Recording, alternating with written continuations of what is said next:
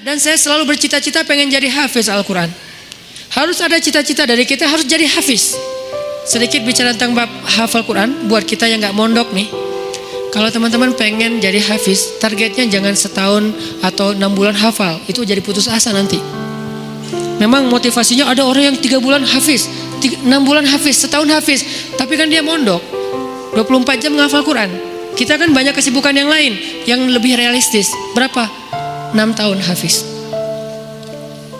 Gimana cara 6 tahun hafiz? Sekarang rata-rata usia kita berapa? Sebutlah rata-rata 20 tahun ya. Ada yang 22, ada yang 19, rata-rata 20 tahun. Ustadz segitu juga? Ya kurang lebih lah. Rata-rata 20 tahun. Berarti 26 tahun itu cepat banget. Ya udah deh, jangan terlalu 6 tahun, 10 tahun. Kalau kita mau menghafal Quran 10 tahun hafiz, berarti sehari kita cuma perlu menghafal 2 baris. Sehari 2 baris. Dibagi 5 waktu sholat. 2 baris itu alif lam mim dzalikal kitabul la raiba fihi hudal lil muttaqin alladzina yu'minuna bil ghaib. Segitu. Enggak sampai 1 ayat kan? Nah, cara ngafalnya subuh alif lam mim, udah beres. Susahnya di mana coba? Subuh teman alif, zuhur dzalikal kitabul la raiba fihi, asar hudal lil muttaqin, maghrib alladzina yu'minun, isya bil ghaib. Selesai. 1 hari 2 baris. Tapi butuh istiqomah, butuh dawam, konsisten. Kalau sehari 2 baris, maka 10 tahun. 10 tahun itu gak lama loh. Saya tuh di Bandung udah 13 tahun, gak kerasa. Seolah-olah baru kemarin saya datang dari Kairo ke Bandung, sekarang udah 13 tahun, gak kerasa gitu aja. Tiba-tiba udah 13 tahun. Berarti kalau saya ngafal sehari 2 baris, sekarang udah 3 tahun yang lalu udah selesai tuh. Berarti semua kita bisa jadi hafiz sebetulnya kalau udah lancar tahsinnya. Sehingga kita meninggal berstatus hafiz. Bukan untuk pamer ke orang, bukan untuk taruh di Instagram bio hafiz Al-Quran. Itu mah bebas lah, terserah niat ya. Saya kan gak mau menjudge kan. Ada orang yang menaruh gitu supaya jadi syiar, ada yang mungkin dia riak. Kalau dia riak dia rugi. Kan ngafal Quran gak gampang. Masa mau dihabisin dengan hanya taruh di bio, rugi banget tuh. Nih kenapa saya sedikit masukin ke bab hafiz. Saya berharap kalau ada yang dengar ceramah ini jadi termotivasi menghafal Quran, saya dapat pahala dari yang menghafal itu. Ternyata targetnya gampang. 2 baris sehari, 10 tahun khatam. 2 baris itu gampang banget. Alif alhamdulillah, zuhur rabbil alamin, asar ar-rahman, maghrib ar-rahim. Segitu doang ngafalnya, gampang banget. Kul, zuhur ya, asar ayyuhal, gitu doang kan. Saking gampangnya. Kapan itu khatamnya Ustadz? Gak tahu, pas sakaratul maut kali. Saking pendek-pendeknya. Nah maksud saya, target sebelum meninggal hafiz. Tapi kan kita gak tahu usia kita Ustadz. Memang kita gak tahu.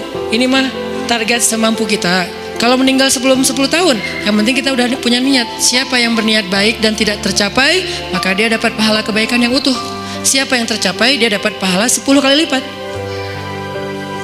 Kalau kita meninggalnya usia 40 tahun, usia 50 tahun, udah hafiz. Tahu gak kedudukan hafiz di akhirat nanti kayak gimana? Itu keren banget. Harus cemburu kita sama orang yang hafiz tuh.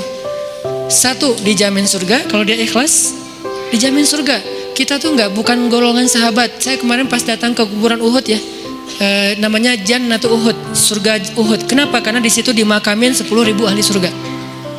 Pas saya datang ke kuburan Uhud, saya ngerasa duduk aja lama di situ ya, mikir beruntung banget ya mereka, semua dijamin surga.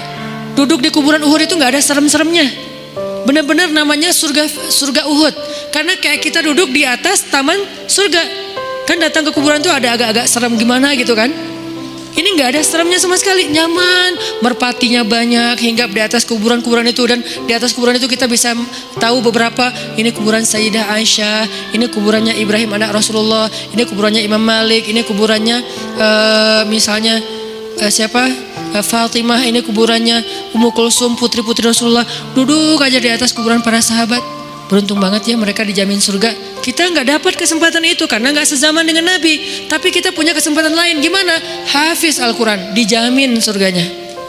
Dengan syarat ikhlas dan tidak berbuat dosa besar. Dijamin surga. 1. Kedua, bisa bawa 10 orang selain mantan ke surga. Kasihan juga ya mantan ini ya. Makanya jangan jadi mantan. 10 orang. Siapa aja? Ayah, ibu, udah pasti tuh. Makanya saya pengen menghafal Quran biar kalau saya khatam, saya ngerasa di dunia tuh belum sempat berbakti sama ibu dan ayah saya. Keburu meninggal pas tsunami. Nanti saya pengen berbaktinya di akhirat. Berbakti di akhirat, hafal Quran. Sehingga nanti di akhirat saya berharap berhusnuzon ke Allah, bukan sok pede ya. Kayak Ustaz udah paling pasti masuk surga aja. Bukan, husnuzon ke Allah. Nggak boleh sok pede. Kalau sok pede namanya mentazkiyah diri sendiri. La tuzakku anfusakum. Berhusnuzon ke Allah, Allah maha menepati janji. Saya bisa bawa, mak, yuk ikut abang. Kemana bang? Surga. Kan enak ya. Bapak, yuk ikut abang. Kemana? Surga. Kakak saya meninggal juga di tsunami. Itu buat saya ibu kedua saya setelah ibu saya, karena dia paling banyak berkorban. Kak Yus, yuk ke surga. Kemana? Ayo ikut abang. Kemana bang? Surga. Itu tuh kayak goals, akhirat goals lah. Kalau kita punya life goals, ini adalah akhirat goals. Buat siapa lagi? Istri. Buat siapa lagi? Anak. Kalau semuanya hafiz oh, ya berarti lebih banyak lagi yang bisa kita bawa. Itu tuh keren banget.